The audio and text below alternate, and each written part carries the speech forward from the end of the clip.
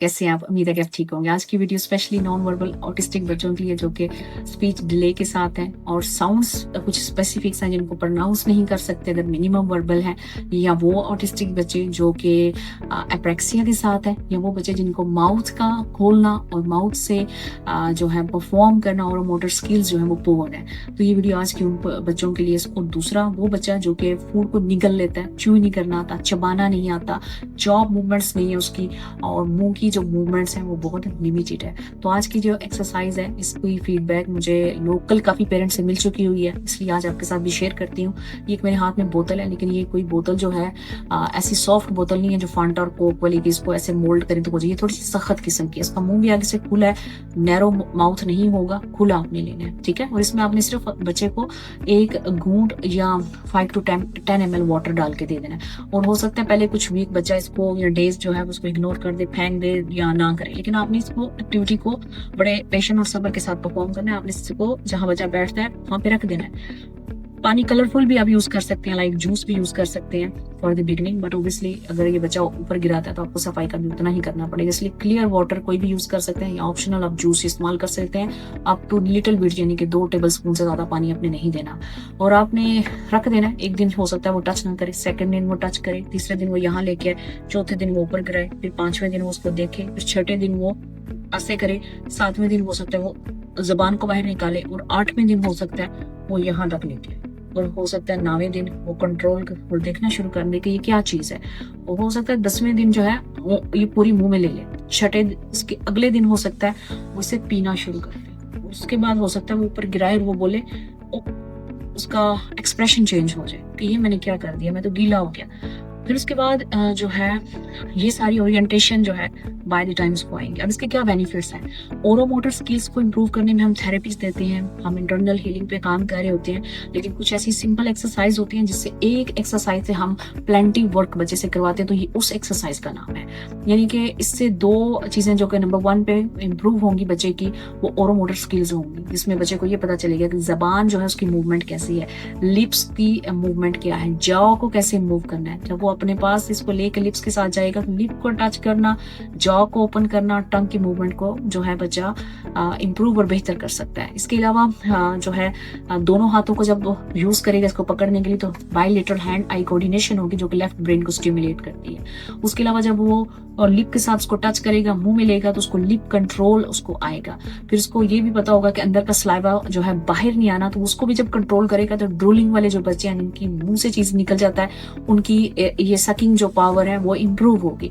और जब वो थोड़ा सा पानी ऐसे करेगा, उसको 5-6 दफा के बाद पता चल जाएगा कि इंसिडेंट पहले हुआ है पानी गिरने का, तो जब वो अपने आप को बचाएगा तो उसको प्रोप्रिसेप्शन आएगा कि मैंने अपने आप को, अपने मुंह की कैविटी को, लिप्स को इसके साथ लगा के रखना है ताकि पानी मेरे ऊपर ना गिरे। इसको प्रोप्रिसेप्शन कहते हैं, यानी कि ओरिएंटेशन कहते हैं। उसके बाद सेंसरी अवेयरनेस बच्चे को आएगी, सेंसरी प्रोसेसिंग डेवलपमेंट इसमें होगी। वो किस तरह से होगी कि कौन सा पानी है, उसके अंदर क्या है, देखना, टेक्सचर को देखना और उसको फील करना, और उसको लेट इट गो करना कि ये आपके ऊपर गिरे, या इसको जो है इसको ऑब्जर्व करना, तो इसको फील करना कि ये वेट है, वाटर है और ये क्लियर है, और उसको टच करना। तो बच्चे की जो सेंस है उसके अंदर जो 1 से 2 सेकंड वो लगाएगा या 5-10 सेकंड लगाएगा, इसमें सेंसरी प्रोसेसिंग की जो डेवलपमेंट है वो हो सकती है। सबसे बड़ा मेजर इसका जो बेनिफिट होगा इस एक्सरसाइज को करने का, जिस तरह हम बहुत ज्यादा एक्सरसाइज कर रहे होते हैं, तो इसमें बच्चे की, जिसे कह लें कि एक एक्सरसाइज से बायलैटरल हैंड आई कोऑर्डिनेशन से लेके बच्चे की ब्रेन एक्सरसाइज तक जो है आप रिसाइड कर सकते हैं। मोटर डिले जिसको हम कहते हैं, स्पीच डिले में मोटर डिले ठीक होगा तो स्पीच डिले की तरफ हम जो है इंप्रूवमेंट लेके आ सकते हैं। पीछे मोटर में अगर फ्यूल सही नहीं जा रहा तो स्पीच कैसे आ सकती है। तो मोटर डिले वाले जो बच्चे होते हैं उनकी हम nutrition plus medicine plus exercise और थेरेपीज कर रहे होते हैं। तो मोटर डिले वाले बच्चे को भी जब हम कहते हैं ओरोमोटर स्किल्स को इम्प्रूव करनी पड़ता है ना। ओरोमोटर यानी कि सकिंग पावर, उसकी ब्लोइंग पावर, उसकी चूइंग पावर, उसकी जो है हवा को अंदर रखने, बाहर निकालने की जो सलाहियत है वो अगर बेहतर होती है तो उसका मतलब है कि मोटर के अंदर जो फ्यूल जा रहा है, मोटर जो है अपना वर्क जो है इस काबिल है कि वो एक परफॉर्म कर सकती है। ये एक छोटी सी एक्सरसाइज है जिससे इतने प्लेंटी बेनिफिट्स हैं। और मेरे जिसे कह लें कि when I do anything implement in my plan like specific कोई एक्सरसाइज, तो मैं हमेशा उसकी फीडबैक लेती हूँ। तो मेरे 3 से 4 पेरेंट्स ने रिसेंटली मुझे बताया कि इससे उनको बच्चे की चबाने की सलाहियत, खाने की सलाहियत बेहतर लग रही है। बच्चा जो साउंड सही से प्रॉपर नहीं निकाल रहा था वो निकाल रहा है। और दूसरा ये कि एक ने ये भी सिग्निफिकेंट कहा कि मुझे लग रहा है कि इस एक्सरसाइज से करने से उसको ये ओरिएंटेशन आया है कि फूड को किस तरह से पकड़ना है, किस तरह से होल्ड करना है, और उसकी जो स्पीच में साउंड्स की क्वालिटी है और वर्ड्स की अदायगी है।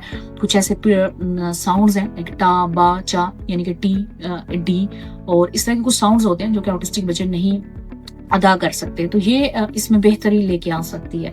ऑब्वियसली एक दिन की एक्सरसाइज है नहीं, कपल ऑफ वीक से आपको ये होगा। तो आपने बोतल को ऐसी नहीं फाइंड करनी जो कि स्क्रू हो, जो सॉफ्ट हो। अपनी हार्ड वाली बोतल लेनी है, यानी कि ये जैसे छोटे छोटे साइज की लेनी है, और ये कोशिश करना है कि ये जो इसकी सीलिंग है आप उतार दें, इसके इर्द गिर्द कुछ ना हो कि जिसको बच्चा चबा ना सके। यानी कि एज इट इज आपने क्लियर वाटर जो बॉटल है वो लेनी है। आप चाहें तो प्लेंटी बॉटल भी यूज कर सकते हैं, 2 से 3 भी यूज कर सकते हैं, एक भी यूज कर सकते हैं। और दूसरा आप मुझसे अजान के बारे में पूछते हैं कि अजान की स्पीच कैसी है। तो माशाल्लाह से आपको आज ये भी होप है, खुशखबरी भी सुना देती हूँ। मेरे जो बेटा है जिसका नाम अजान है, 7 years का ऑटिस्टिक है, अल्हम्दुलिल्लाह he speaks Maltese a little bit as well and it's been 4 weeks and he's speaking a little bit Maltese।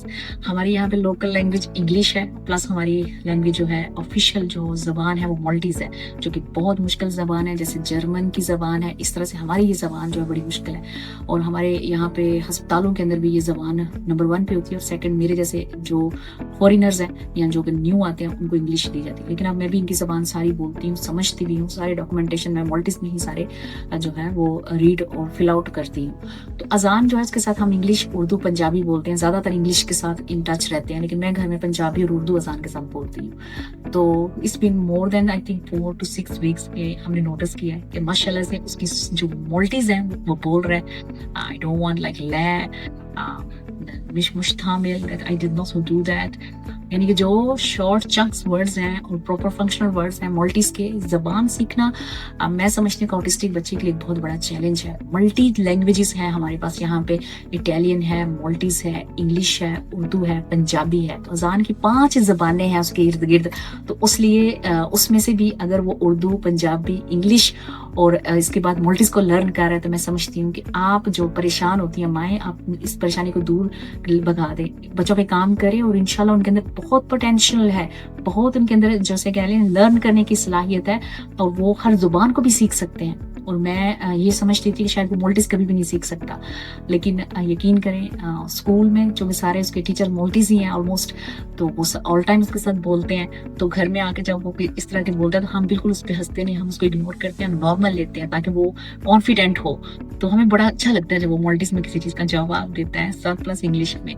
तो बी होपफुल रहे और इस एक्सरसाइज को लाजमी तौर पर करें जितने भी पेरेंट्स हैं नॉन वर्बल ऑटिस्टिक के। मेरे ग्रुप में काफी ऐसे नए हैं जो कहते हैं बच्चा जो बाता नहीं है वो निगल लेता है, या उसको पीस के देना पड़ता है, प्यूरे बना के देना पड़ता है। तो प्लीज इस एक्सरसाइज को अपनी स्पीच थेरेपिस्ट को भी बताएं, घर पे भी करें, और अपनी काइंड और प्यारी सी फीडबैक से भी जरूर मुझे आगाह कीजिएगा। Thank you so much. अपनी दुआओं में याद रखिएगा। अल्लाह हाफिज।